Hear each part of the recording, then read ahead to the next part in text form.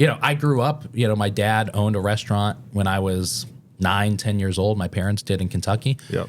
And, I was homeschooled for that, at the time. So that meant that both my parents were up at the diner. And it meant that I really wasn't taught anything for that year. I was up there working. And I would go up there right after the lunch rush and wash the dishes. And there was always like a 1 hour break from like 2 to 3 p.m. where there was nobody working. There was no cook, no waiter, no dishwasher. And so my dad used to let me wait the 1 or 2 tables that would come in and then go in the back and help him cook the food and then wash the dishes. Yeah. But that was in 98, I think, 98, 99 maybe. And I mean, I remember this incredible struggle. Like our family lived at that restaurant for that year and a half. And I remember the stress and the struggle that my parents had. And that was all the way back then in a diner of all things in northern Kentucky. So today in upstate New York, where it's way more expensive to run any business, I couldn't imagine, the stress of having, that. So no, it makes you thankful for the ones that last so long then. Oh, yeah. They figured it out somehow. For sure. I'm sure it's still a lot of work, but. Yes. Yeah. Yeah. It is interesting to go into a restaurant and talk to different owners and see everybody has different circumstances and situations, but it's really interesting when you find a restaurant owner who seems at peace. Yep. And it's like, all right, what are you doing? Yeah. What playbook did you get? Or did you figure out? Yep. Yeah. But I am of the belief it's different. In Syracuse, restaurants struggle. In Rochester, from what I can gather, most everyone I talk to is thriving out there. And I'm constantly talking. I was just at dinner last night with a restaurant owner, and we were having this conversation. And I'm like, it's a completely different world out there. Yeah. And I don't know why. Yeah. It's good food, man. Italian, you got every different genre of food, and it is good. Like, it's all custom. There's not a lot of chains, which I like. Yeah, there's not. Yeah. There's not a lot of them. A lot of small businesses, and but there's more. Yeah. And I know the population's bigger in Rochester, but it's not that much bigger. But it's still just crazy how much busier the restaurants are out there. Yeah. Well, you walk around Rochester, you'll see we like our food. For sure. Just look at us all out there. All right, so you're born and raised in Rochester? I am. Okay. Yeah, well, I was not born there. I was born in Las Vegas. Oh, really? Yeah. Oh, that's cool. Yeah, completely different. My dad was a youth pastor out there. Oh, wow. And they had me and then eventually moved back here to Rochester, where he's from. Okay, gotcha. Is your mom from Las Vegas? Nope, she is from Toledo, Ohio, Temperance, Michigan. It's right on the border. Okay, so they met at college. Okay. And ended up in Florida first. And then they had my brother in Florida. Okay. Had me in Las Vegas. Had my younger brother here in Rochester. Okay. And this is where we settled. That's awesome. So, we like it here. Yeah, for sure. So your dad's was a youth pastor, huh? Yep. I grew up in church also. Yeah. My brother's a pastor and his wife, my sister's a traveling minister. So, we grew up and my parents' diner was 200 yards away from our church. Yep. So we were there. We were the volunteer family. We were there whenever the lights were on, working away. I would say we were similar. My dad was pretty involved, especially when we moved back to Rochester. There in Las Vegas, it was their own struggles of different things, and it was his first job. But back here in Rochester, same thing. He had multiple jobs and scrapping, cleaning, cleaning, like you name it, he did it all, just to because his family started young. He started having kids right away, got married young. Okay, but it's the place, and so he did the youth pastoring. He was maintenance at the church, and it came to a point where he asked the pastor for more money now that we got a growing family, and he's like, we don't have more, and I feel bad for that, and you do a great job here, but if you ever find a better opportunity, take it.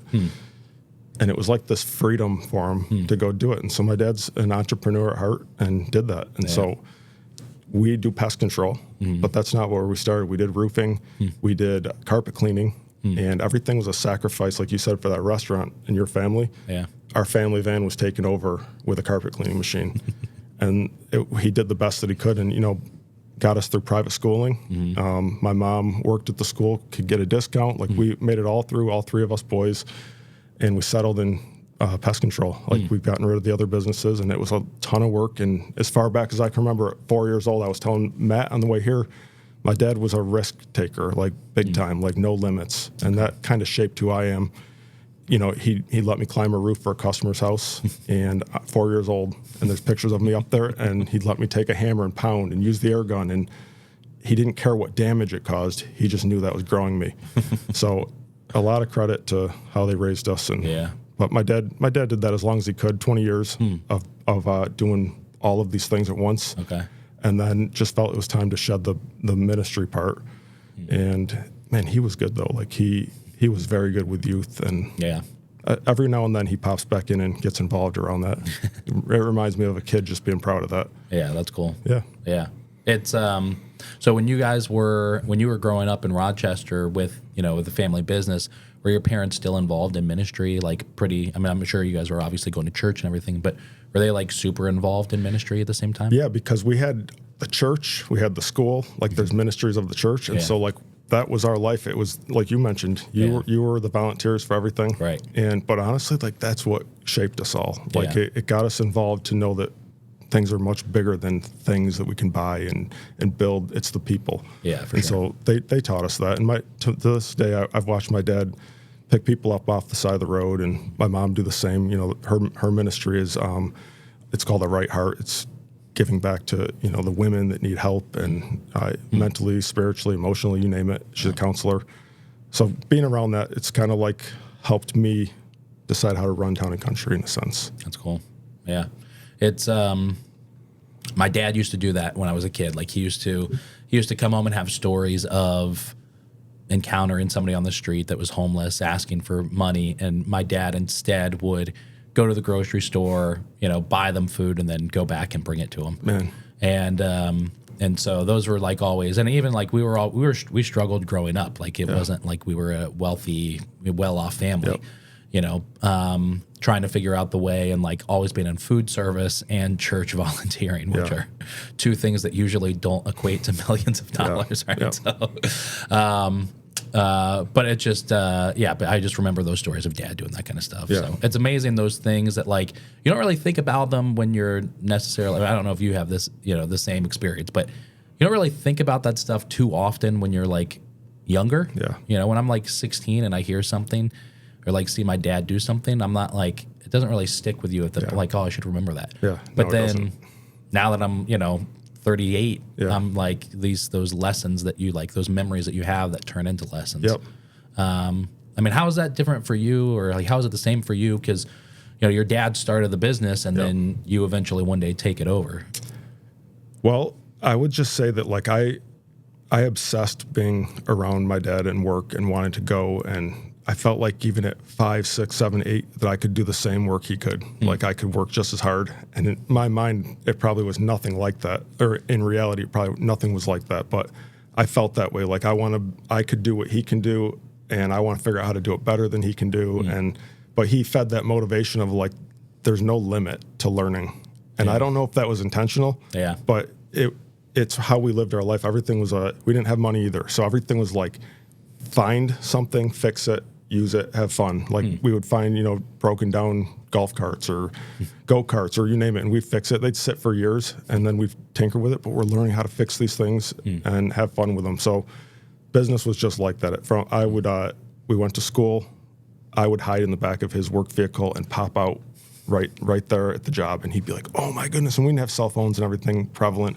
And I was like, please don't call Mom, please. And he's like, he would tell me I won't for a little bit. I'm sure he did though. But I wanted to be there and I wanted to work. And so like I had this inner thing inside of me that I wanted to be an entrepreneur. I wanted to do my own thing. I didn't really know what that would look like. All the way to 18, got me through high school, college, my brothers, all of us got through what we needed to. But it wasn't a business that was like going to support a lot of families. It did what my dad and mom wanted. It supported our family. But I kind of didn't know. My parents let me try different things. I went to welding school, got certified and licensed in welding, and I enjoyed it. But I'm like, I don't know if I want to be around this every day, even just the fumes that I'm breathing, which is hysterical since I do pest control. But it's just different. And so I remember coming to my dad one day. I was going to be getting married, and I'm like, I don't know if I want to still do welding. Although they were inquiring how we could possibly buy the place I was working at, like Wow. trying to make opportunities. My grandpa was involved in that. Anyways, I'm so thankful it fizzled out because it's endless in the pest control world. It's one of those things that everyone needs. At that time, we weren't really doing commercial, and I categorized restaurants as commercial. Yeah. We were doing residential, and it was like the highs and the lows. In Rochester, you got the cold, the winter, the summers. It's like the good and the bad. Yeah. And I just remember my parents living off a $10,000 loan every winter just to pay the bills. And then summer would come or spring, and it'd be like just this endless amount of work and not enough people. And it's like watching my dad answer the phone and then put the phone, literally turn it off halfway through the day and wake up the next morning with 20, 30 voicemails every day of his life. And I'm like, I'm just processing all this. I'm like, I feel like I could help. Like my dad's gotten it to this point. All the hard groundwork is taken off in a sense. And now we can take it to the next level by a whole different bunch of hard work. And so again, watching my parents invest into people and see that was the important things. I was like, I'm learning these different sides from both of them and the business. And I'm like, I feel like I could do that. I could combine those things. And I started hiring my friends. Like they let me literally like just take the reins. And that's kind of how we ended up here. But you're learning around the environment that you're in. And I guess I'm very thankful. Yeah. For sure. It sounds like, kind of similar just like being in church, and especially if you're in ministry in church and not just like an attendee, but you just have that. And because I feel like I have that too. It's like you just have to get the job done, sort of a mentality. And I know I got that from just being involved at church, and my parents volunteering. Like my parents volunteered through like the food ministry, and if there were like guest speakers and that sort of thing, like feeding them and taking care of them and all that hospitality. But at the same time, if like our church back in the day, if there was like a cameraman that didn't show up, I remember being 10 years old and operating a camera. And you probably loved it. You probably loved it. Absolutely loved it. But just that mentality of, hey, we have to go from here to there. We have to get there somehow and figure it out. And so if that means we have to go learn a completely new skill or how to do something, then that means we're going to do it. Yeah. We're going to, achieve the result. And I feel like that's one of the best assets that I have in the business as a business owner, is just the ability to say, this is going to get done one way or the other. Man, we probably mirror the same life in so many ways. At that we're probably similar in age and all this stuff, but like those paths seem very similar to me, because I remember the same thing sitting in youth group. I ran the sound machine, and it wasn't anything special. My parents literally said, like, pick something out that we could have speakers in this church. And I don't know, like those opportunities, I'm afraid to even give my kids those chances. Like the amount of risk that they let me just go after. Yeah. Obviously they knew their limits somewhat, but like that shaped us for sure. And I'm not the same way with my kids. I kind of feel bad. Like my dad and mom were just like, go, go, go. And we're kind of afraid. Yeah. But my oldest just got his license on Friday, and it's like, man, I don't know if you're ready to go drive around a big missile, but we all did it. Yeah. So, how many kids do you have? I have 4 kids. Okay. 2 boys. We got 16, 15, and I've got 2 girls, and they are 12 and 10. Wow. So we're busy, but it is flying by. Yeah. I can't. Yeah. I don't know. It's sad. Yeah. But it's just about being intentional with them, making sure that we're trying to do the same thing before it's over with. Yeah. It's wild to think, like, our son's 2.5 years old, and I feel that way too. I'm like, oh my God, he's like, our son is never going to be this age, this time ever again. Yep. And I'm just thinking to myself, like, all right, in 20 years, I need to be able to have like pictures, videos, memories captured, whatever it is that we can like show him. When my wife first got pregnant, I started a journal of just like journaling to my son. And the thought is, one day, either when he's older and can handle it, or when I'm gone, he'll get that. Yeah, that's awesome. And then I started doing just like little podcasts with him also, where like I'll sit down and sometimes we'll listen to an album that I love, and we'll just like in between songs, I'll talk to him. Yep. Or sometimes it's just me sitting down for an hour, and here's a story and a time in our life, and here's a story from Dad, from when I was a kid, and And the plan is just to keep that stuff and then give it to him one day. That's awesome. But it is really strange thinking about as a business owner. This is something like my business. It's only been the last like 2 years that I've really thought like where I really realized, okay, this is actually something now. Up until then, it was like, all right, I'm sort of playing house a little bit, my first social media company. But now it's like, okay, this is a legit business and I need to like be more mindful of that. And then now I've gotten to a point of thinking, is this something that I need to keep alive for him to, if he wants it one day, take it over? Your parents, you take over the business from your dad. Is it something that you're hoping that your kids are going to take over one day? I don't know, man. Like the interest is so different. Like they like it, but I don't know from a foundational standpoint if they like it the same way I liked it. Like there wasn't anything like great about it when I was younger. It was a lot of struggles, but it was about being around my parents and that whole part. And again, they're afforded different opportunities than we were, and we have things now. And I don't know. I hear horror stories about that generation coming in. I hear horror stories of even a second generation, which would be me. But so far, it's paid off well. Yeah. I mean, I want them to do whatever they want, and I will do the same thing my parents did. Like, I want them to try things, opportunities, but like, if they really truly can come into it and respect it, and it's not the same. Like we have positions and jobs. We've gone from me and my dad to a few helpers over the summer to 18, a couple of my friends would start, to now 60 people. It's completely different. Yeah. Like my kids are coming in and they're not starting at the top. They're going to start at the bottom, and they got to be good with that. I don't even know what that means yet. Like, I just want to see this. I'm hoping they have the same passion that I was afforded and had, and I'm not sure that's going to happen, but we'll see. My one is a junior. He'll be a senior. He's worked the last 2 years. Every single summer day off of school the last 2 years, and has saved enough money to buy a car. Wow. And I'm like, okay, that to me, like at least he's got that drive and he can see the importance of working. And he's a young kid at 15, 16, and he's working with men who are supporting families and women who are supporting families, and they like him, and he enjoys going to work to be around those guys. I could see, I don't know where, but just keep finding your way, man. That's what I would say to him at this point. They're all different personalities, too. Caden, my oldest, is a lot like me. Of course, he's got some of Holly in him, but probably my one daughter, Emmeline, she's my oldest daughter. That girl is going to be she's just going to be a pusher. Like, she's got that. If she uses leadership in the right way, she's going to be good. So, cool. Yeah. It's, we're just going to have the one, and, which worries me a little bit. I'm like, all right, I got to make sure he's not spoiled. Oh, man. I got to really make sure that he's not spoiled.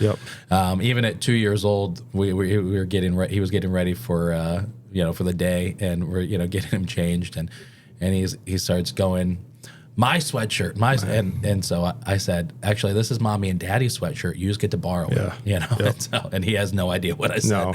But it's just I'm trying to make sure that I'm going to be very mindful of that. We don't have that a single child syndrome of get whatever I want whenever I want.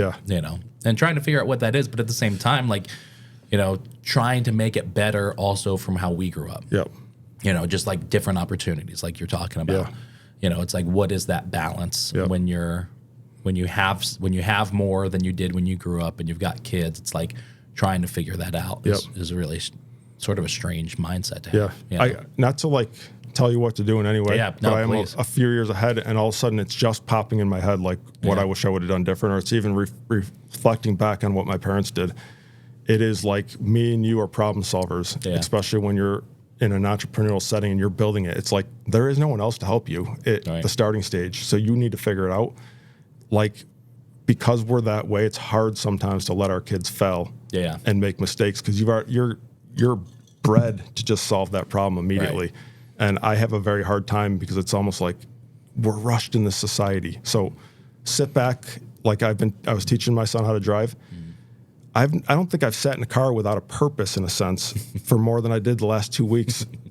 And it's just like, well, the purpose it's greater than I'm playing it off to be, but like, I'm not the one getting the license. So I shouldn't have all the genius ideas for him to follow. I'm guiding him, but fail. I'm not going to let him crash. I am going to speak up if we're going to rear end someone, which happened a couple times. But like what I always weigh, what's the worst that can happen? And if I keep showing him how to do it and I give him every little detail, he's being me. Yeah. And he's not learning. So the one thing that I'm hypersensitive and being intentional about is making sure that I just let them break things, try things, and let them learn the same way that I was taught. That's cool. So I don't know. It's good. That's really good advice. Really good advice. Because I do that with my son now, and my wife is better at that of just letting him do stuff. Yeah. And so I have to be really. That's really great advice. I have to be really aware of that, especially as he's getting older. I bought a book from Steve Ranella called I forget the exact title, Raising Outdoor Kids in an Indoor World. You know. Yeah. And so as he's getting older, I'm like, I'm like, all right, I really need to be mindful of this kind of stuff. And even like myself, like growing up, we weren't the biggest outdoorsmen, but now I've started to get into like hunting and stuff. And my wife's family is from Boonville, New York, big outdoors people and, and really self-sufficient people. Yeah. So, they have to, like, I'm like, all right, I really need to keep him in that environment. Yeah. It's good. My dad, if my kids have any risk tolerance right now, it's because of him still. That's cool. So my parents will take the kids, but my dad will take them, and he doesn't care if he has every grandkid with him by himself. And my wife will say, do you think they're going to be okay? And I'm like, honestly, I have no idea, but we survived. That's hilarious. And so it's he's teaching them still to this day, even my generation, to just not care. And it's good for my wife. It's good for me to just sit back and go, you know what? They may come back missing half their clothes or, a cut on their finger, who knows what. And these things happen. Yeah. Or they've almost started a fire through the place and I'm like, they survived. And I don't know. I'm so thankful for that. And I need to be better at that. Yeah, so, for sure. And I apply those same things now to work, and I need to keep doing that. I could go do all their jobs, or we could put a system in place and some structure behind it and have an idea of where we want to go, but let them fail forward a little bit. Yeah. Do you take a similar approach with like staff at the business? It's really funny. I guess when I was 20, it's hard to like have a parent approach because you've got no experience. So maybe somewhere around 40, and if you've got kids, I'm not comparing them to kids, but the teaching is all the same in so many ways. All of the kids are different, and you got to take each of those different personalities, and it's, I guess, your job to put them in the right seat or guide them to the right seat and let them fail and know that the worst that could happen here is this, and maybe some other things I can't think of. I guess that's part of delegation. I'm trying to learn a lot more of that because I'm a doer. I like to just, if I'm watching you struggle, I'm just going to jump in and do it. Like, why wait? But that's not teaching. Yeah. And so that's my awareness as I've become an adult with older kids. And then you're reflecting back on time, applying those same things to the people around you. It's let them be them. Yeah. They've got strengths that I don't have, and it may be hard, but you know what? That's actually what is growing us. It's all these different personalities that are, if you get off of it and you let them learn, their intentions are good ultimately, and they want that freedom. And we just keep guiding. This is where we're going. Yeah. And let them just keep doing that. Keep pushing forward. So yes, but it's not always been that way. So yeah. Later life has taught me that. Yeah. All right. So how many years have you been at the helm now of Town and Country? I don't even know. That's like the limit that my dad and mom put on for me. It was like, I don't even know if like they just never had titles or positions for themselves. So I don't know if I was their boss at 12 or 15 or 20 because they kind of just, they kind of let me be who I was. Yeah. And I wasn't going to I wasn't disrespectful. Yeah.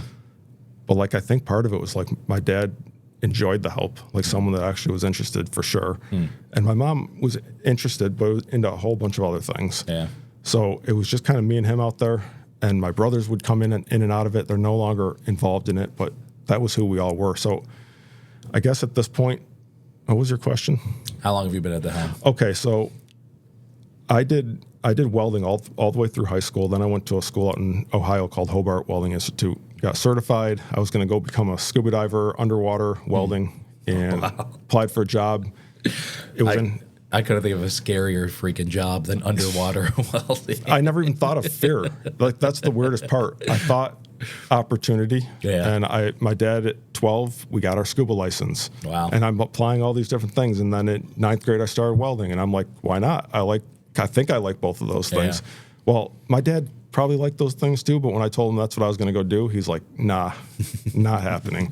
He's like, first of all, it's in Hawaii. You don't know the cost of living is out of control. Yeah. And although you're going to make good money, you're not. Right. And so also you're out there by yourself. What are you going to do? Yeah.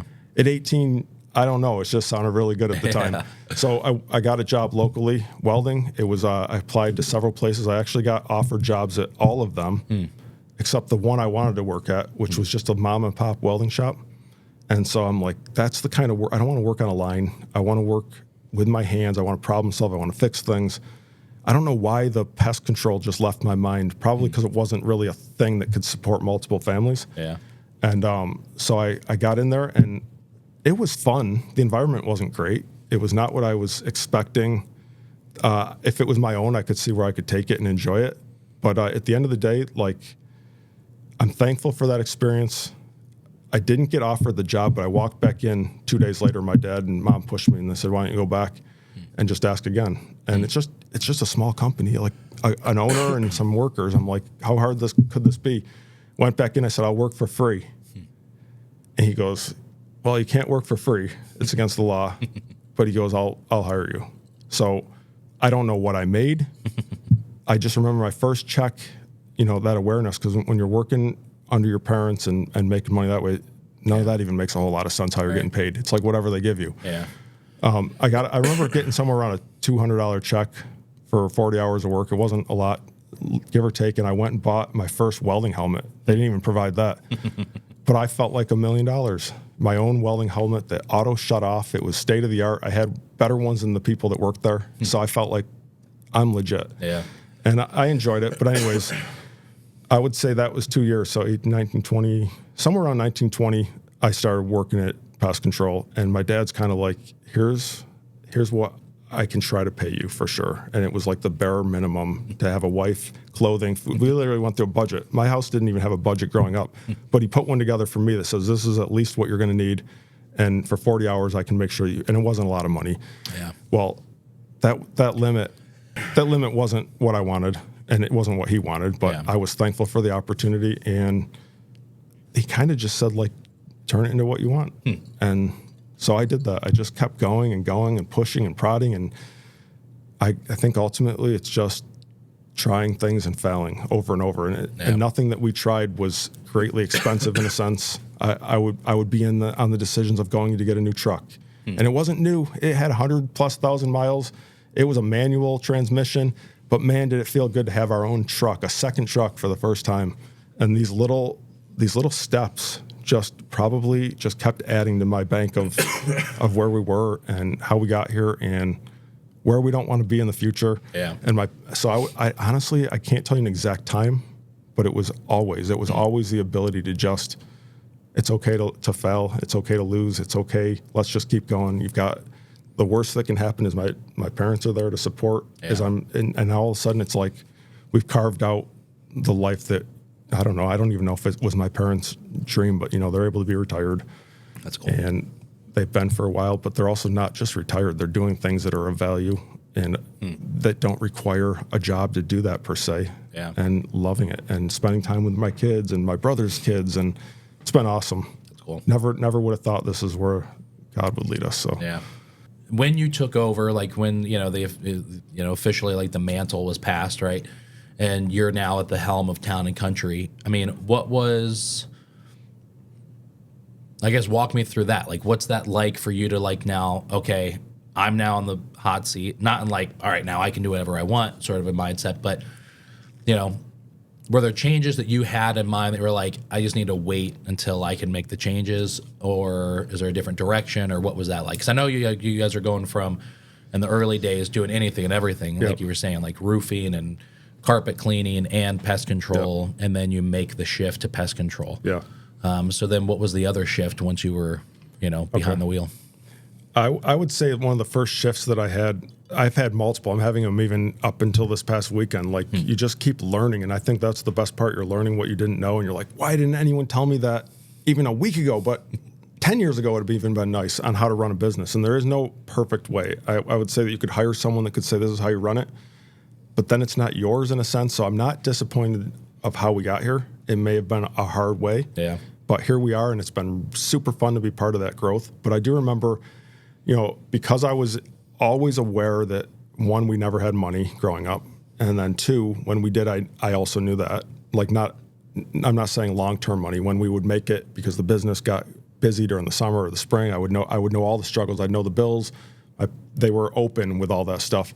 I feel like I didn't have this mindset of can I do this or can I do this? It was more like we're kind of doing this. We're going to try it, and there was never really no's. Yeah. But I do remember at one point it was a time that kind of changed our lives. So bed bugs came out, and I know that's not restaurant related, but it's actually what led us into the restaurant business and commercial side of it. Bed bugs came out. That was talked with everywhere here. We had just a small little business. Again, a few of my friends, not much. I had a couple of people that went to North Star with me that were working in the office. And essentially, I saw this show on TV about bed bugs sniffing dogs. And some guy decided he was going to train them to sniff bed bugs. It was not even a thing yet, really functionally anywhere. There was maybe, at that time, you probably could find maybe 4 or 5 companies that had them, or not. They weren't even companies. They were dog handlers that would do it for companies to go sniff them out. Wow. So I just kind of in my simple mind, not really knowing a whole lot of business or what I needed to gather, I did find out that they cost about $10,000 to buy from a guy in Florida. And I was like, man, that's our $10,000 loan that we would get every year. But then we'd have nothing else. So I went back to them and I said, hey, what about a bed bug sniffing dog? Now, one, I've never even seen a bed bug. I don't even know if they really exist because it's just on TV. And I know they are around, but all we're thinking is don't let the bed bugs bite. That whole thing at nighttime. Well, we never even had a call for a bed bug, but we are starting to get some interest because people are assuming these bites are bed bugs, but really they weren't here yet. So went back to my parents and said, could we get this dog? That was about as big as my mind could think. It was just going to be a yes. And they were like, how much? And they were like, no, we don't have that. No. I was like, man, that stinks. But then here I'm sitting there going, I don't even know business-wise, how do I get that out there? Right. I don't know. Yeah. It just seemed like it was going to happen. And in some ways it kind of did. But how old were you at that time? That was in 2010-ish area. Okay. So I don't even know, man. Yeah. My personality, the way that I think is I never even can think about yesterday. If I speak it, I just move on, and so I can't remember time frames very well. So 2010, I do remember. Yeah. So about 15 years ago. Anyways, I went back. They said no. Did some more research about the dogs, and then I came back with a little bit different of a plan. So I said, I'll build a website. I will go knock door to door on businesses. I will get us on the news. I'll do whatever it takes to do this. And I was still not self-aware enough that they didn't have $10,000 that that you could just hand to a hope and a dream. But who wouldn't want a dog that sniffs? It's like a magic trick. Even my dad's interest peaked, definitely did. And my mom's, and anyone. And then I had some people once we actually went through with it, because we did do it. I came back with more of a plan. I contacted a few companies that do it, a couple companies that can train them, brought them back some ammunition, told them the part that I would do, and it was like, okay, we'll do this. And maybe, I forget the timing, but it was probably we were getting a little bit more money if the season had changed. And so me and my dad flew down to Florida. We trained for 2 weeks with this guy and the dog, and this guy rehabilitates pound dogs that are going to go on death row. And man, we got this dog back, and it was the most annoying dog on earth. It was a Jack Russell Terrier. And the guy talked it up that these dogs are hunters and these dogs are this and that. And really this thing was just a yapper and an ankle biter, but it literally changed our life. Huh. And that dog, I sent out, again, not knowing anything. Yeah. I put together just some words on an email and found any news anchor media's email address. Yeah. Threw it in there and said, does anyone want to run a story? And at that time, I didn't really understand how news worked. Yeah. They need stories all the time. Right. So this is perfect. Every single station called us. And it was instant marketing and instant phone ringing. And the website that I built off of whatever iWeb or Apple used to have, it was actually functioning. It had information on it. And if I look back now, I'd probably be embarrassed, but it worked at that time. And man, now the problem came down to, how are you going to kill them? Hardly any pesticides were labeled for them. And I wasn't even thinking that big. I was like, the doors are ringing, the doors are opening, the phones are ringing, like the opportunity is endless. But really the trick here is to actually kill them. It's not to find them. And at one point that was the shift. People thought you had to find them first. Yeah. At this point, once you identify that you have them, and there's way greater signs than just having a dog find them, we can find them easily. I can smell them myself. Once our mind shift changed, we realized the actual important part is killing them. So my dad, that's his thing. He's a next level problem solver. So he would sleep with them. He'd have a room with a mattress. He'd find out when their behaviors were coming out, try different pesticides, and then I would have my own more structured experiment. I never slept with them, but yeah, I don't know, man. Like that's the two of us combined, and this started like going full force into bed bugs. Well, we went into a meeting. Well, actually, we had a huge college in Rochester contact us and say, hey, we saw this dog on the news. Can you come in here and show everybody? And I'm telling you, if this works, the doors will be endless for you. We're the second largest employer in New York State. I don't even know what that means. Like, just get me a job. $1,000 would have sounded a lot. So we go in for this meeting. They're all in suits and ties, and it's a board meeting around a big board table, and we're practically nothing at this point, except two guys, a family with an idea. Well, the dog worked magic. Like, they would hide vials of bed bugs. We had a spinning wheel with multiple things, and the place was floored. And basically, when can you start? Can you start at this property and start going through the whole building? We didn't know how to price. They didn't care. Like, it was endless. So we just kept going. It was like exciting. Every day we couldn't wait for the phone to ring. And so that was that shift of like, okay, we're doing this. Like, they've given me the opportunity to run with it how I want. They trusted me. It's luckily it paid off. But then we had another board meeting, and it was the property management company of this big college and hospital. There was a property manager that had 17 properties, high rises all around Rochester, one or two in Syracuse, and a couple in Buffalo, hardly any in Rochester. Anyways, they brought us into their board meeting, did the same thing, and we walked out with a $50,000 PO. And somehow me and my dad got into a fight right out in the parking lot. And it was like, how are we ever going to do this kind of work? We don't even have enough people. And I'm just like, what? What's the problem? Like, we're just going to do this. We're going to figure this out. I was thinking so small, or so, I don't know what I was thinking, where he was thinking this is all going to fall on me, on himself. And so he got out of the car and he was going to walk home. Like, that's how ugly it got. And I'm like, this is where am I messing up? Like, this is awesome. But he's seeing a lot more than I couldn't see at his age. And you know what, though? We figured it out. We hired a bunch of random people. We figured out how to kill them. And since that moment, though, like, we just kept going. Every opportunity that came, that one led to doing all 17 properties. It led to being the go-to. We went from nothing to nobody's out there to being the go-to for huge places we would have never had business being in. And then I remember even doing my first restaurant, and it was like, that is cool. Like, this restaurant wants to use us. Now they're not my favorite thing to do all the time. But it was like this level you expected, we've hit this level where they trust you to come in. You're going to protect their restaurant against mice and roaches and you name it, so that their consumers can have a great place to eat. We do over 100 of them now for our business. But I would just say that, like, it wasn't what I was expecting, but we're very thankful for that. And we still, everything that we do, we've got that same drive to just be passionate about it and get it done. So the second shift, though, was our first audit.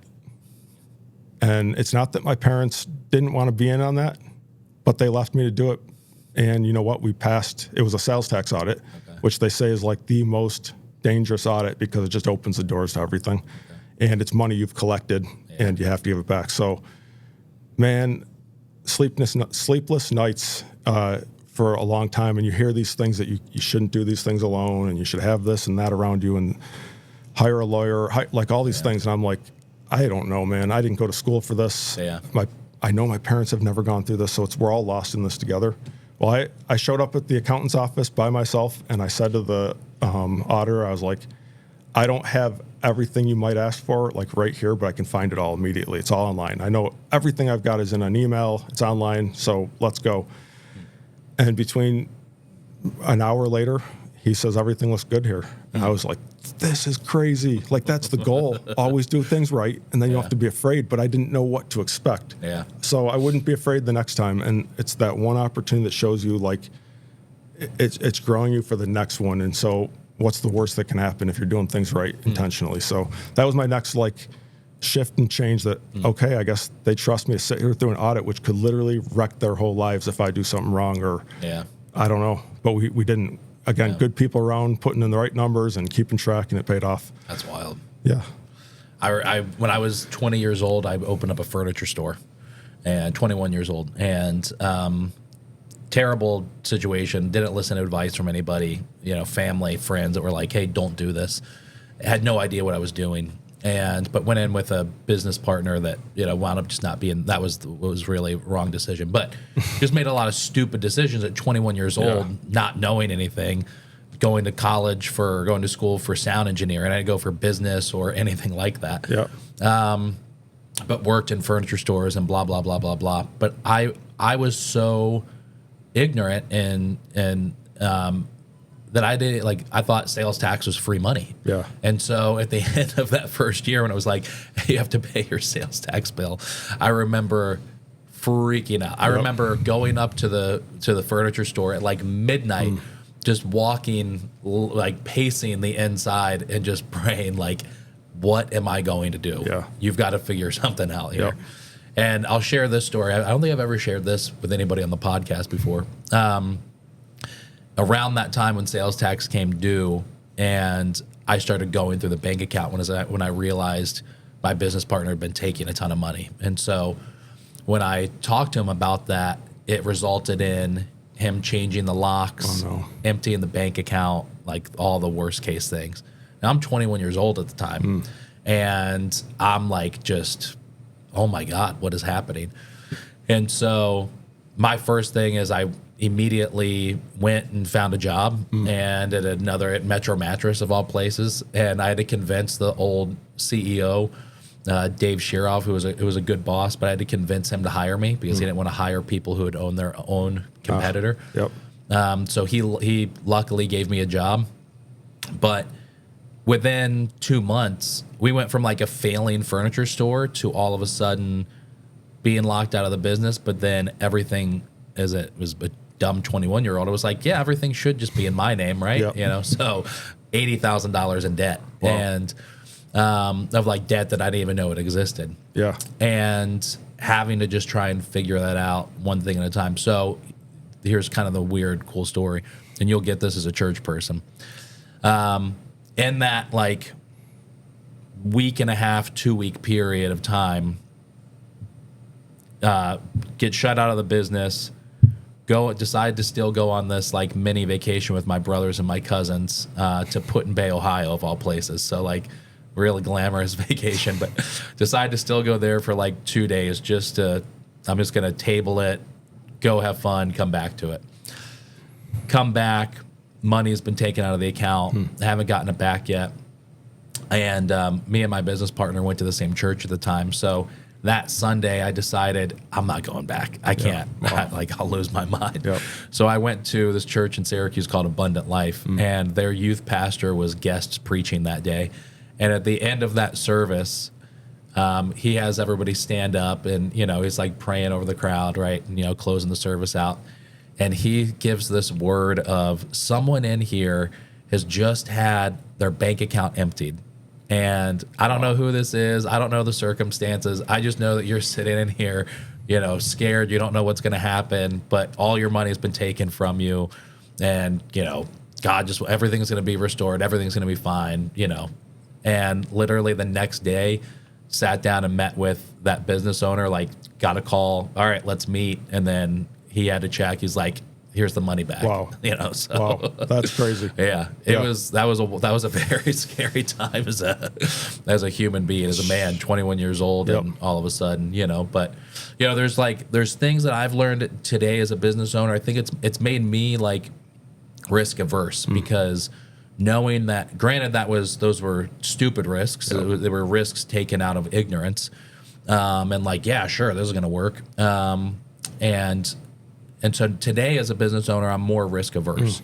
I still make some dumb decisions, but going into things today, it's all right, I need to have that plan in place. So I need to know if I'm going to take this, if I'm going to try and release a new product or service, I need to know what the marketing plan is and try and test the waters first. So with you taking that risk with, buying this bed bug sniffing dog and it working out, do you think today, 15 years later, as a business owner, like, would you still take a similar risk today, do you think? Or do you think it's like, have you just learned more, even though that worked out, have you just like learned more over the years? My mind's always spinning on the next venture, or how can we make pest control cool, or an opportunity different from someone else. But nothing's come across yet. Yeah. We didn't have the dog for probably more than 5 years before it became a hassle. So it was like the dog is one dog, and it can only do so many homes or apartment buildings a day, or hotels. Yeah. Like, so there was a huge limitation unless we wanted a whole dog farm, and I didn't want that. And one dog was hard enough for us. Yeah. And it's not a pet. It's like, it's working. So you can't just play with it, or it becomes lazy on the job. But I'm looking, and so I often think, what can we do with what we have, and are we doing that really well? And so if I think of the marketing portion, my dad was probably before our time of marketing and social media, where he is not good at technology at all, and he's in his 60s, but he always from a young kid always embraced the video camera. Like, we have so many footages of our childhood and the most random things, and he would record himself before there was selfies, and that kind of stuff is one big thing that he carried over. And we didn't have people that could edit. Back then it was just record, and we've got thousands of hours of footage of cool stuff that I'm thankful we have as kids. But it started translating into work and recording things. And I would try to edit on a Mac. A Mac came out, and they had these nice iMovies and different things you could start dabbling and understand without having a degree. Yeah. It kind of made it easy, and I had an interest in it, and so did he. And ours were his are hysterical. They're long form videos that are just hysterical. I don't even know if you make them through half the videos because they're so long, but there's so much gold in them. And we had a lot of stuff now to work with. So at one point, I don't, again, not knowing business and what you need, I don't know the difference between someone that does video, editing, marketing. Like, they're all their own thing. And I'm honestly just learning some of that now. Yeah.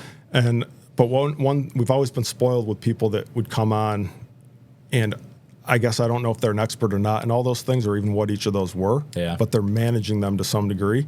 So we started with one of our employees' siblings started with us, and he was good at editing videos, and he was just like chopping videos and making some really neat things out of our old content and new content. And again, I don't know if he's a specialist videoing, but he videoed. Yeah.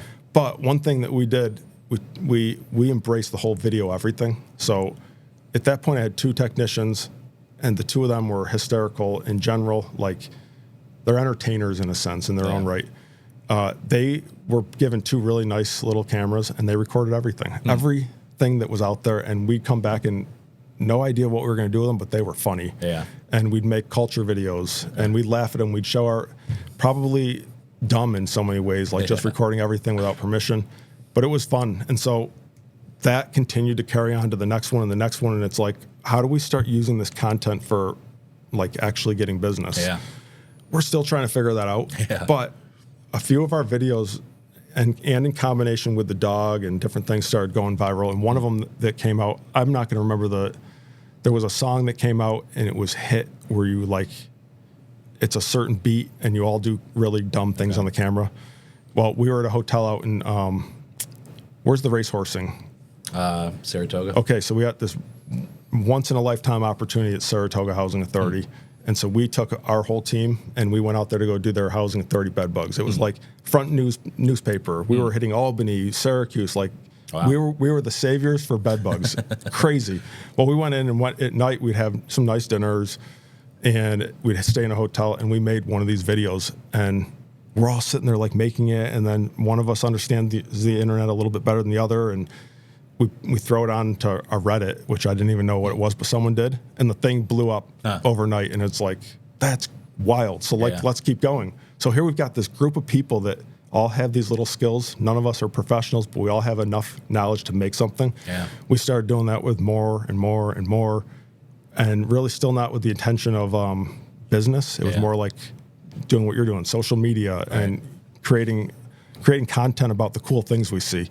Well, it's changed a lot, and some of it I miss the good, funny stuff that we're recording, because now it's like we're professional. We're talking to businesses, and we're talking to restaurants, and we're talking to legitimate places that don't want foolery being put on camera. And some people still to this day say, well, you could still do that. Yeah. And maybe I'm hypersensitive to it, but we're not. But we are putting out really good content. So we went from this video guy that was a sibling, did a great job. And I'm learning each time what maybe we need differently. But I'm still under this mindset that there's a jack of all trades in this world, and there's really not. No. And I honestly did not know that. And I'm still learning what that means. And so I hired another guy, and it was just frustrating for him because he came thinking he was going to be doing this one thing. Yeah. But here I'm expecting way more, so he's not productive. And he ended up just leaving, kind of just like fizzled out and disappeared. I don't even know what happened to him. I know where he is. He's a nice guy, but it was our own fault for not having guidance. Hired another one, and he was with us for 8-9 years, and he was a photographer of mine. So now our video content shifted to pictures, and I'm like, that's cool. Yeah. But now we're not even putting out video anymore. And you know what? The great part about him, he learned video. The problem is it took him a lot longer, way longer, because I'm used to being able to sit there with an editor, and he can go, what do you want? And he's chopping, shows me a rough draft in seconds. Yeah. I'm putting this other guy on the spot who's just learning it, and it's frustrating. Yeah. Awesome guy. He puts out the most high quality stuff you'll ever see in that market, but he's a foundational photographer. And since working here, he's learned video, and him and his wife put out great content. But we were frustrating probably for him in a sense too. Yeah. And so then before we replaced him, we eventually brought in some interviews. I still didn't know what I was interviewing for, but I had more of a general concept of like, this is what we're looking for. Can you do this? Well, this guy could edit video like immediately. So good. This is Brian who works for us. And I'm like, this is amazing. We got a video editor. Like, what are we going to do with this? Yeah. Well, he's also got skills that others don't have, but I'm not aware of this. My mind is focused to these little things. And so I don't remember how much longer after I said to him, what do you need? I said, like, you're putting out really good content, but now I'm becoming self-aware that you can only do so much. Like, you can only video things and come back and edit it and create stories and get on camera. Like, I'm genuinely asking, because I don't know this world good enough, what do you need to help you? Like, so that we can get more content out. And he goes, I need another video editor. And I need someone that, he gave me good information. Now he was sitting on the interviews. He's been doing that for, I want to say 15 years or somewhere around there. So he knew a lot more than I knew. And we have someone that could ask the right questions. And he knew what he needed to help him. So he had a coworker, Matt he's worked with him for a long time. And he called up Matt. I know what I said. I'm like, we'll bring in interviews. And he goes, I already got a guy. And I'm like, nah, I'm afraid that I'm trusting someone to just got a guy. Yeah. Like, I want the right guy. How do we know he's the right guy? Right. And so it was a little weird because I still wanted to interview people. I'm like, we got a chance now to like make this great. Well, he really he knew what he wanted, and he knew how Matt worked, and he knew what was going to come of it, and it was already a good fit for the way the two of them would work. But they're coming from a completely different industry, which is the sports world. And I'm like, I like sports, but this is not that. It's totally different. Well, anyways, he brings Matt in for an interview, and I'm like, that's good. Matt shot what he wanted to make and different things, and we went back and forth. But I'm like, we're supposed to interview more people. That's where I stand it on. We just have to do this. Yeah. Like, I'm not going to settle. Yeah. Well, we didn't settle, but we did get Matt, and Matt, trusting Brian's advice on that was game changing, because the two of them, he already knew things that we didn't know about Matt. And it's a storytelling, and it's his creativeness, creating content. And it's like, man, now you've got an organized person, a content creator that's creative. He can also edit. He's not afraid to be in front of the camera. He likes history. He can tell stories. The two of them have taken something where I didn't have to manage it out of like, at least like, let's do this. I don't know. I didn't know myself. Yeah. Where they're owning this project. And I sit back still and I'm like, incredible that we have two editors. We've got two videographers. We've got people wanting to tell our story in-house. So if we don't like something, we can get it fixed right away. And it's such a gift. We're not even close to where any of us want to be, but we've got the right pieces to almost do anything we want in the video editing world and getting our name out there. And it's been awesome. Our shift has changed multiple times on what we're targeting. You know, even being around you, it's okay. I'm learning a little bit about social media, and it's not as easy as we think because you're successful at it. But what do we start tracking? Right. Where do we start? Who's our target? Like, it's opening up. They're not marketers. I found that out. Here, I think I've got the whole package. Yeah. And they look at me almost cross-eyed, like, "Well, my wife's a marketer. Yeah. That they're not. She's not an editor." And I'm like, Right. "You mean there's a difference? Like, we can't?" Because I'm just thinking, like, whatever it takes to get out there. Let's Yeah. get the content out. Let's create it. But Right. there's no direction with that. And I guess that's what a marketer can do. And then the other part of me is like, that's what the internet's for. Let's figure out how to be marketers. So I'm trying to be cognizant of pushing the right pressure on the right things without sounding ignorant or stupid about these things. Yeah. But really, it's endless with what we can do. And so it starts back as a kid, and we're making it, it's that important. We want to tell our story. I think we're unique. I think what we go after is unique. I think that, are we doing it perfectly? Not even close. But are we ahead of the curve on some of this stuff? I think so. Yeah. We're just learning every day on how to make it better, and that's our goal. Yeah. That's awesome. Is that sort of like the main, is that sort of like what you hang your hat on for the business, is like just try to get better, like whatever it is, whether it's like the content, whether it's like the, whether it's just creating content, finding the editor, or doing the job, finding out the best way to, dispatch an animal or find new business. You want to know my latest mind shift is, I've been, leading people for a long time, and I'm aware that I'm doing it the best that I think I know how, but I never went to school to learn how to be a manager or to be a leader. It's like, Yeah. I don't know that there's a perfect way, but one thing that I'm fully understanding, even up to the last couple of weeks, is like, we have managers, but I don't even know what a manager is responsible for. Or I would say that's my initial change. And so I just simply went online and said, what is the responsibility of a manager? I didn't even care. Like, just give me some base so I can understand that world. I'm a first-time manager in a sense. Yeah. I've never been trained to do it, with systems and processes and structure. And so I'm seeing that, like, you need leadership, you need something to work towards. And that's, we're even identifying that again. It happens so quick to go from 2 or 3 to 60 that all of a sudden you're seeing how hard it might be to move a ship without some structure and systems in places and like clear job responsibilities. So I'm, for the first time, I'm like, we need to start at the base, because we've lost touch of those things. Were natural when we were small. The communication line was simple. It was only 1 or 2 people. Why we were doing it was simple every day. We knew as a team, we knew, and then it got away from us as we got bigger, and I wasn't understanding what happened. And so recently it's like, how do we all work towards something? And then how do we all do it, and then have that same care trickle all the way down to the farthest people out that I don't see every day? And that shift has changed. So we need a clear vision and then some core principles to go after. That's our foundation. So I've been working hard on discovering that, getting opinions from the long-tenured people that we have working for us. Like, what are we doing? Why are we doing this? Where do we want to be in 5 years, 10 years? And then just literally uncovering what the point of a manager is, and the difference between a manager and then their team and a leader.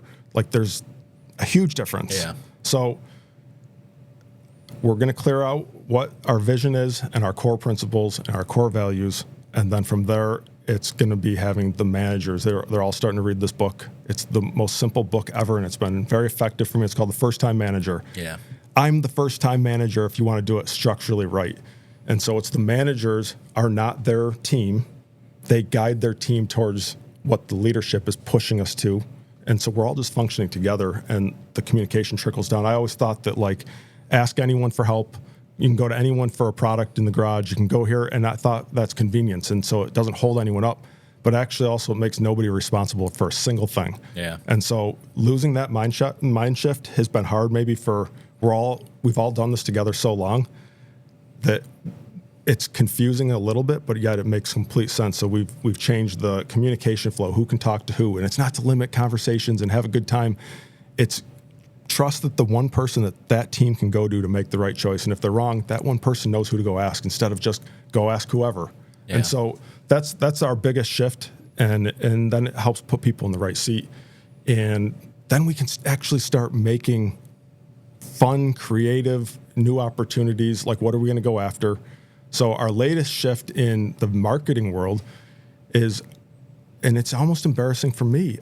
We had a meeting with our team, and I was like, we need to start tracking something that makes sense. It's hard to just go throw a net to the world. Yeah. But what if we started with, like, our own team? Does our own team watch our content?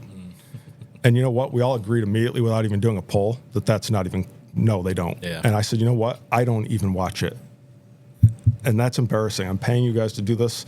We're investing so much time and effort, and you're putting blood, sweat, and tears and energy into doing it, and I'm not even watching it, and I don't even know if you're watching it. Yeah. And so we were like, why don't we target in-house? So our new target is in-house. We've started doing internal branding and marketing, and we're able to track something that small for the first time. And of course, it's like no one's watching it, which wasn't a surprise.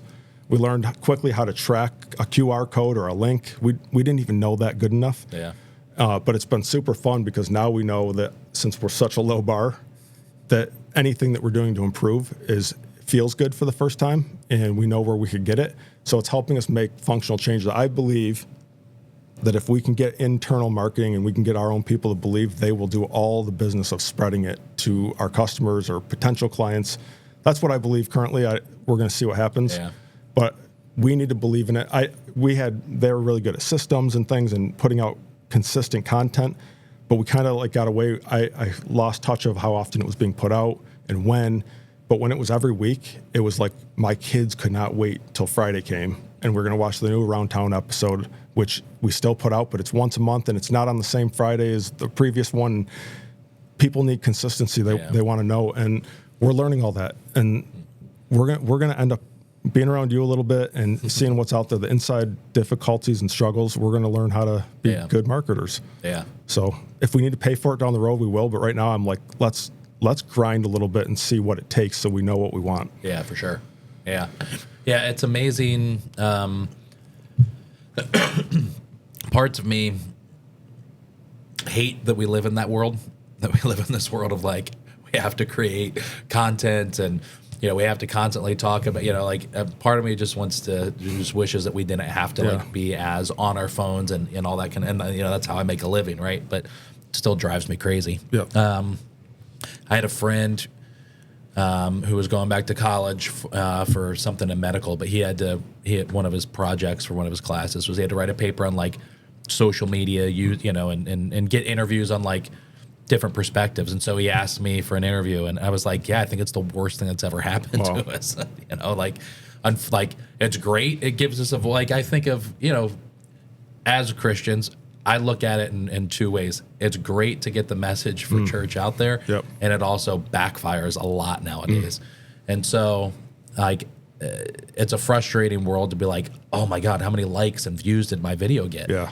Things that don't really matter at the end of the day, but yet they help drive a mission. So it is frustrating, but it's amazing even in our community, like, to see the wide spectrum of businesses who aren't utilizing it, and then also places like business like yourself that are like utilizing it to what I think is like, you know, the top degree. As best as I would say anybody possibly could for their business in terms of just content creation. And it's also really cool to see somebody who, when I go to talk to a restaurant owner who hasn't been utilizing it properly, and then they see after like a month or two or however long it is or how short it is that it's like, holy cow, like this just happened. You know, one of the coolest things ever is if I go to a restaurant and then I go back and I'm hanging out, and I have this happen, you know, more than a few times where somebody walks up and we're like, hey, I come here now all the time because of that video, and the restaurant owner's like, holy cow, that, you know, that's real. It's pretty cool to see. So I just recently saw that on one of yours. I don't remember the name of the restaurant, but like they're making customers mad because they've got too much business and the wait is too long. And so the owner goes on and says, I'm really sorry. He's got to apologize for the fact that you've brought too much work in. Really? It's one awesome. Near us. Okay. Yeah. In one of the small towns around Rochester. And it was all over one of the news things. And that's hilarious. The owner and all of his Google reviews are becoming negative. Really? Because he can't keep up with the work that comes in. That's incredible. That's nuts. It is. I've learned from talking to influencers in like Vegas and stuff that it's sort of now on it's sort of on our shoulders to warn the restaurant before we post the video. You know, because it's like, all right, I came in, I love the food, I'm gonna tell everybody about it. But just, you know, it's coming out next week. You need to be prepared. Keith Lee, who's like, I don't know if you know who he is, but he's like arguably the biggest food reviewer critic, so to speak, on in social media. Like, he was a UFC fighter, like trying to become a UFC fighter. And during the pandemic, just started making a ton of TikTok content around food. Yep. And today he's got like 60 million followers, and family's life has completely changed as a result. And Wow. you know, just making money hand over fist. Yep. He's said, he was on the Shannon Sharp podcast, and he was saying that, like, if he goes to a restaurant and like loves the food and he knows that they're going to go crazy, he'll go inside and give the restaurant owner like $5,000 and say, you need to go stock up, because when this video comes out, and the restaurant owner doesn't have the money to like buy all the food they're going to need, you know? Well, and it could hurt his personal brand too. Right. Man, that's crazy to think about. Yeah. Wow. And so I haven't done that because I still don't know if I post a video, if anybody's Yeah. going to show up from it. Yeah. I'm really fortunate that it does, that like more often than not that does happen. People go to the restaurant, but you know, but I still don't know if it's going to 100% happen or not. So Yeah. I almost don't want to get the restaurant owners' hopes up and be like, 'cause what if it hey, you're doesn't? going to get busy, Yep. you know. But there was one recently where I was like, I told the owner when I was there trying the food, it was like, this is the best thing I've ever had of this category. Wow. And I was like, and I'm going to, you know, you might get busy from it. And I gave him the warning like 2 days in advance. I was like, I'm posting the video, you know, just make sure you're staffed up or something. So now I guess I'll have to think about that even more often, you know, Wow. now when I'm Yeah. posting videos, if It's that's working. Yeah, if that's working. It's like it pulls on, like, in a weird sense, being 38, and like I'm still like, my dad and I started a cooking channel for my dad. So it's like, it's called Cooking with My Dad. And it's like just him making dishes, and I go over to their house and with my cell phone and film him making different stuff. And we actually just worked with Tim with Red Osier for ones that we posted yesterday. But so my parents are still around, and you know, I still get to, you know, have these conversations. My dad grew up in the industry. It's funny to like talk to him and you know, Dad, I just left a restaurant, and you know, he said he had to fire his cook because he came in, you know, high on coke, and my dad's like, nothing changes, you know, it's the same issues. But so it's cool to like have that connection, like be able to share these experiences with my dad or stories. But today, when I'm going out to a restaurant, especially one that I know is like struggling, in a sense, I feel like I'm like, saving is too strong of a word, but in a sense, I feel like I'm 12 saving my parents' restaurant. You know, that's awesome though. It's like, you know, it's weird to like kind of have that, you know, sense of like, you know, trying to help people out. And the strangest thing is like, it's a weird, it's like you're trying to help people, you're trying to get the word out about local restaurants and like, and give them advice on how to grow and make more money themselves. But I'm also trying to grow a business at the same time. And that's sort of a weird line to cross of like, when am I doing this for money and when am I doing this to help? And can it be both at the same time, or do they have to be exclusive, you know, separate from one another? It's a weird thing. You know, and growing up, nobody ever talked about one day you might want to become a food influencer. I probably never thought of that in your whole life. You know what though? Like what you're saying about helping and that feeling, I think that's the why behind what you're doing. And so it's okay to have that personal feeling to why you're having a business. It's okay to have a business. You're allowed to have a business. You're allowed to make money. But why are you doing it is the question. And if that is the true reason why you can relate to like helping your parents and helping a struggling person, you saw your parents do that, that's your why. And lean into that hardcore and know that it's okay to be paid. We sit in that same boat, but we don't get anywhere in this world if we don't help other people. And so we're sitting here in the Krebs restaurant, and Adam is that way, the owner of this place, and that's what he does. He gives back. He knows that it's way more than himself, and that's what we need to keep working towards. Like, are we doing that? That's the only way we get places is by helping. So I think you're doing a good thing. Yeah, thanks, man. So you guys, you know, Town and Country service 100 restaurants, you said? You're in Buffalo, Rochester, Syracuse, a little bit of Utica. I mean, I think a lot of people think of like, geez, the restaurant's got a pest control company. They must be, you know, they must be dirty, but that's not the case. Like if you're a restaurant, you're going to have issues with pests of some sort. And so, it's in the similar. I look at companies like, that are going to utilize a pest control company in the same way that I look at if I go to a bar and get a beer, if I don't see a plaque from my buddy's company that cleans the tap lines that he puts on every bar he goes, if I don't see that plaque, then I don't drink the beer. So I almost want to see, I look forward, if I pull up to a restaurant and I see a pest control truck out front, I'm like, great, they're taking care of stuff, you know? So, what's it been like, sort of being in that commercial space with restaurants? Well, we say that we're defenders of public health. We're one part of it. And actually, if there was no pest control regulating pests and insects, we would have a lot of problems in this country at this point with disease and spread of all different types of things. And households face that all the time, but so do restaurants and so do businesses. And so that's why we're in existence. We're here to be doing our part to help the public. And so restaurants are feeding the public. And you know what? Like nowadays with the internet, everything gets posted. And if people hear about roaches or mice or rats, that's all that they see.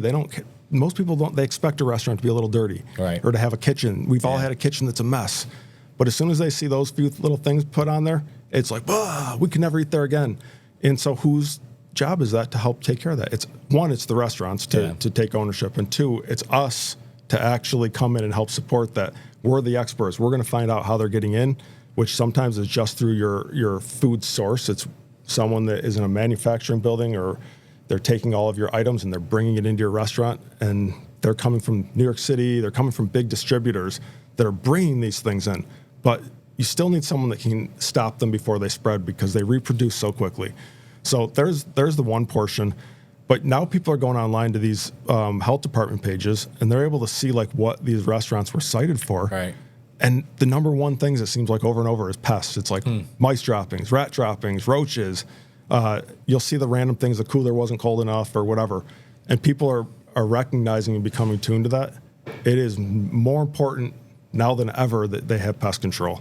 And you need a company that can have food safety. They understand pesticides and food safety. And most of what we're doing is not pesticides. It's coming up with how are they getting in, what environmental changes can we make. We call it IPM, integrated pest management. So it's more about finding the solution without pesticides than it is pesticides. Pesticides is one little piece to it. It's maybe a quicker kill or elimination, but sealing up gaps and cracks and stopping water and stopping entry points from the outside, knowing that your screen doors are left open in the kitchen all the time. That's a huge problem at restaurants. They're hot, and they're leaving them open, and people think, well, it's not night.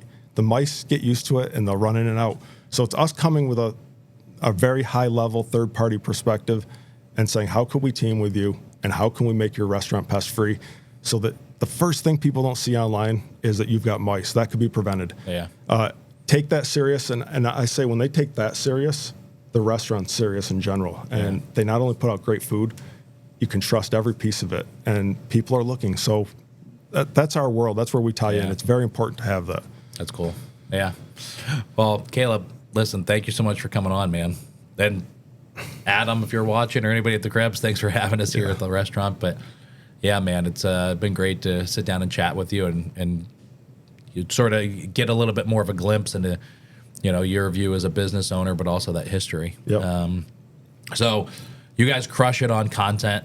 I've told you, I sit down and just go through deep dives on Instagram all the time of just the videos. But Town and Country is a big YouTube channel, Instagram, Facebook. Are you on TikTok? We are. Okay. I don't use a lot of these things myself, but we are on all of them, everything. We're on LinkedIn, you name it. So we hit all the different markets. But I think it's, no matter what, it's great to combine our worlds, because it's kind of an odd one, but yet we exist together, and we probably didn't even know it. So we're a great team of communicating for the public, essentially. Well, I was just thinking, like, a lot of people are probably like, why the hell is Eat Local New York having a pest control company on the podcast? And it's because you all are the title sponsor for Restaurant Week. So, Eat Local New York Restaurant Week is April 28th to May 10th. And, first year doing it, an idea I've had for the past couple years of just, I've been involved in Restaurant Weeks. I know how much business that drives in when a town or a city does that for the restaurants. And so I was just thinking, like, how come nobody's ever done that to connect the entire state together?